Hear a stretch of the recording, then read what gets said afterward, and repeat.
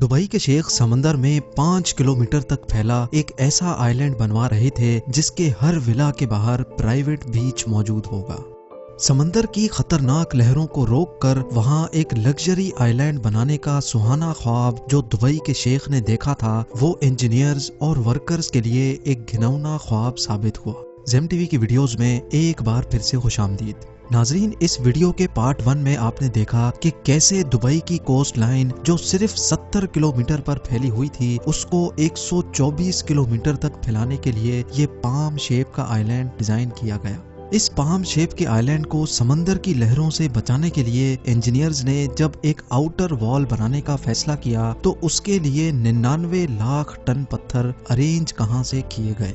जिन पत्थरों को समंदर में डालकर ये आउटर आइलैंड बनाया जा रहा था, उनमें से अगर एक भी पत्थर सही पोजीशन में नहीं रखा गया तो आइलैंड किसी भी वक्त तबाही का निशाना बन सकता है। ये चेक करने के लिए डाइवर्स 30 मीटर पानी के नीचे जाते थे और हर एक पत्थर की पोजीशन चेक करके बाहर बैठी टीम को ओके का सिग्नल देते थे। Challenge number 5। पाम जुमेरा की कंस्ट्रक्शन स्टार्ट हुए अभी 6 महीने गुजर चुके थे और इंजीनियरिंग टीम ने 4 किलोमीटर लंबा ब्रेक वाटर बना लिया था, लेकिन 7 किलोमीटर अभी भी बनाना बाकी था। दुबई के क्राउन प्रिंस शेख मोहम्मद बिन रशीद अल मखतूम ने इंजीनियरिंग टीम को ये आइलैंड बनाने के लिए जो डेडलाइन दी थी वो थी सिर्फ और सिर्फ 2.5 साल। यानी अब इंजीनियर्स के पास बकाया सिर्फ 21 महीने बचे थे, जिसमें ये ब्रेक वाटर भी कंप्लीट करना था और साथ साथ इसके अंदर पाम शेप का आइलैंड भी। इंजीनियर्स के लिए खड़ा होने वाला चैलेंज ये था कि अगर इन्होंने ब्रेक वाटर कंप्लीट करने के बाद अंदर के आइलैंड बनाने का काम शुरू किया तो ये शेख की दी गई डेडलाइन पर पूरा नहीं उतर सकेंगे, और अगर पहले अंदर के आइलैंड पर काम शुरू किया तो समंदर की लहरें इस आइलैंड को निगल जाएंगी। यानी अब इंजीनियर्स एक ऐसे जाल में फंस चुके थे जिसमें से निकलने के लिए उनको अपनी प्लानिंग चेंज करनी पड़ी।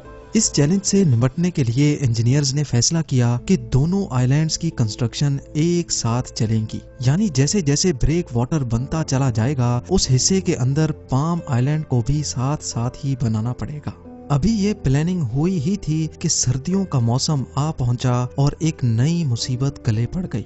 हर साल सर्दियों के मौसम में अरेबियन गल्फ तेज हवाओं के निशाने पे रहता है, जिनको शमाल स्टॉर्म्स कहा जाता है। इन तेज हवाओं की वजह से समंदर काफी भयानक हो जाता है, इतना भयानक कि इसमें ट्रेवल करना ही बहुत मुश्किल होता है। आइलैंड की कंस्ट्रक्शन के लिए समंदर का पुरसुकून होना बहुत जरूरी था। इस तूफान की वजह से 2 महीनों तक कंस्ट्रक्शन का काम हॉल्ट पे था, लेकिन इन 2 महीनों के दौरान कंस्ट्रक्शन टीम ने अपना टाइम जाया नहीं किया, बल्कि एक ऐसे मसले का सॉल्यूशन ढूंढने लगे जो वाकई एक बहुत ही मुश्किल टास्क था।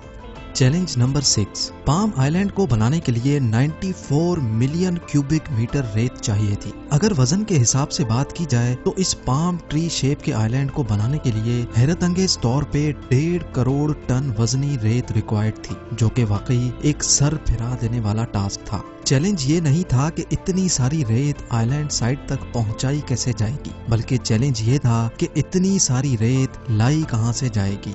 अगर आप ये समझ रहे हैं कि ये रेत दुबई के रेगिस्तान से उठाई जाएगी तो आपका अंदाजा बिल्कुल गलत है। दुबई के रेगिस्तान में बेशक इतनी रेत है कि उसकी कोई लिमिट नहीं, लेकिन ये रेत बहुत ही बारीक है जिसको अगर पानी में डाला गया तो वो पानी में मिक्स हो जाएगी। यानी इंजीनियर्स को एक ऐसी रेत चाहिए थी जो पानी में मिक्स भी ना हो और जिससे आइलैंड मजबूती से खड़ा भी रहे। रिसर्च के बाद मालूम पड़ा कि इस काम को अंजाम देने के लिए जो रेत चाहिए थी वो समंदर के बॉटम से ही मिलेगी। कंस्ट्रक्शन साइट से 10 किलोमीटर दूर समंदर में एक ऐसा पॉइंट तलाश किया गया जहां बॉटम पर इतनी ज्यादा रेत थी जो इस आइलैंड को बनाने में पूरी पड़ सकती है। समंदर के बॉटम से ये रेत निकालने के लिए ड्रेजर का इस्तेमाल किया गया, जो रेत को सक करके अपने टैंक में भर लेता था। सिर्फ 1 घंटे में ये ड्रेजर 8000 टन वजनी रेत अपने टैंक में भर लेता था और फिर कंस्ट्रक्शन साइट पर आकर ये रेत स्प्रे कर दी जाती थी। इस पूरे प्रोसेस को रेन बोइंग कहा जाता है। रेत को निकालने से लेकर कंस्ट्रक्शन साइट तक ले जाने में एक ड्रेजर को 4 घंटे लगते थे और एक वक्त में 8000 टन रेत ट्रांसपोर्ट की जाती थी। यानी अगर ये ड्रेजर सिर्फ डे टाइमिंग्स में 12 घंटे काम करेगा तो पूरे 1.5 करोड़ टन रेत लाने में 2 साल लग जाएंगे। लेकिन इंजीनियर्स के पास इतना टाइम कहाँ था, इसीलिए ये फैसला किया गया कि एक वक्त में कई ड्रेजर्स ये काम अंजाम देंगे ताकि कम से कम टाइम में शेख की दी हुई डेडलाइन पर पूरा उतर सके। Challenge number 7, palm tree shape के आइलैंड को रेन बोइंग के जरिए से बनाना इतना आसान भी नहीं था। इस पूरे प्रोजेक्ट में सिर्फ एक लाइन सीधी थी, बाकी सारी लाइंस कर्व्ड शेप में थी और खास तौर पे ट्री का ये कॉम्प्लिकेटेड शेप इंजीनियर्स के लिए काफी मुश्किलात खड़ी कर रहा था। ड्रेजर समंदर में रेत स्प्रे तो कर रहा था और आहिस्ता आहिस्ता आइलैंड का कुछ हिस्सा समंदर के ऊपर भी आ चुका था। लेकिन अब जानना यह था कि जो शेप ये लोग बनाना चाह रहे थे वो वाकई बन भी रही है कि नहीं। अगर गलत पोजीशन में रेत स्प्रे की गई तो ना सिर्फ आइलैंड का शेप बर्बाद होगा बल्कि पैसा और टाइम दोनों बर्बाद हो सकते हैं। इसी वजह से ये फैसला किया गया कि 650 किलोमीटर ऊपर आसमान में अर्थ के गिर्द घूमने वाली सैटेलाइट की मदद ली जाए। जी हाँ, अर्थ के गिर्द घूमने वाली सैटेलाइट के जरिए पाम जुमेरा साइट की फोटोज ली गईं, जिससे ये साबित हुआ कि अभी तक आइलैंड का जितना भी काम हुआ है उसकी शेप प्लान के मुताबिक ही है। शेख को ये जानकर खुशी तो हुई, लेकिन जैसे जैसे ड्रेजर सैंड स्प्रे करता जा रहा था उसकी मुश्किलात में उतना ही ज्यादा इजाफा भी होता जा रहा था। ना ही समंदर में ट्री शेप की कोई आउटलाइन थी और ना ही ऐसी कोई आउटलाइन यहाँ बनाई जा सकती थी। ड्रेजर का अंदाजे से समंदर में रेत स्प्रे करके पाम ट्री शेप को मेंटेन रखना काफी ज्यादा मुश्किल हो रहा था। अब इंजीनियर्स को कुछ ऐसा करना था जिससे ड्रेजर को पिन पॉइंट एक्यूरेसी पता चल सके और वो फिर वहीं तक रेत स्प्रे करे। इस काम को अंजाम देने के लिए जीपीएस टेक्नोलॉजी का इस्तेमाल किया गया। वर्कर्स जिनके हाथ में जीपीएस यूनिट मौजूद थे वो आइलैंड के बॉर्डर पे वॉक करते जाते और उनकी पोजीशन का रियल टाइम डाटा सेव होता जाता था। जीपीएस कोऑर्डिनेट्स का ये डाटा ड्रेजर को भेजा जाता था और ड्रेजर सिर्फ उसी पॉइंट पर रेत स्प्रे करता था जहां मैनुअली इंसान वॉक करके गया था। ये सॉल्यूशन पूरी तरह काम कर रहा था और अब ड्रेजर पिन पॉइंट एक्यूरेसी से आइलैंड के बॉर्डर पे फिलिंग कर रहा था।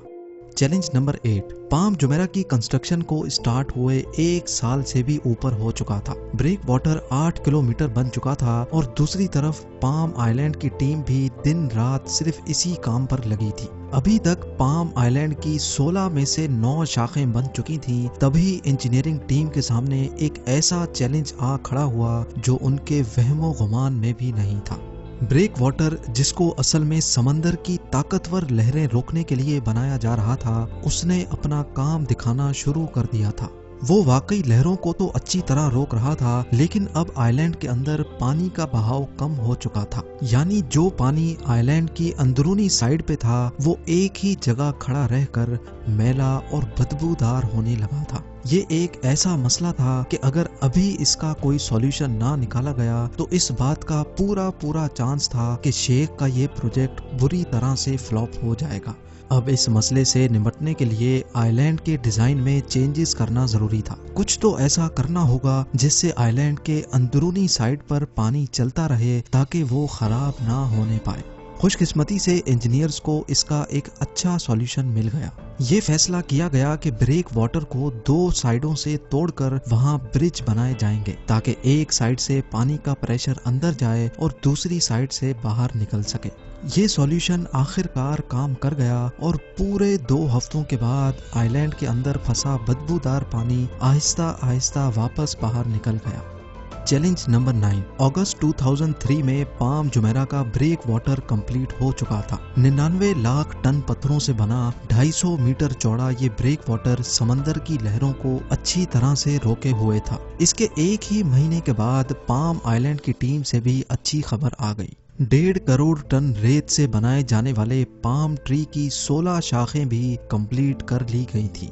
ड्रेजर्स जो 1 साल से मुसलसल चल रहे थे उनका भी आराम करने का वक्त अब आ चुका था। इंजीनियरिंग टीम ने वक्त से पहले ही हैरत अंगेज तौर पे पूरा आइलैंड कंप्लीट कर लिया था और अब इस पर विलाज, शॉपिंग मॉल्स और होटल्स बनाने की बारी थी। लेकिन मसले ऐसे थे जो किसी भी सूरत में इंजीनियरिंग टीम की जान नहीं छोड़ रहे थे। अब एंड टाइम पर एक ऐसा चैलेंज आ खड़ा हुआ जिसने पूरे आइलैंड के लिए खतरा पैदा कर दिया था। जो रेत डालकर पाम ट्री का शेप बनाया गया था वो रेत अभी भी लूज थी। वक्त के साथ साथ रेत कॉम्पैक्ट हो रही थी और आइलैंड के कई हिस्से वापस पानी में जाना शुरू हो चुके थे। शेख के सपने के मुताबिक इस आइलैंड पर मेटल रोड्स और हजारों बिल्डिंग्स बनना थी, लेकिन उसके लिए जरूरी ये था कि आइलैंड की रेत बिल्कुल ठोस हो।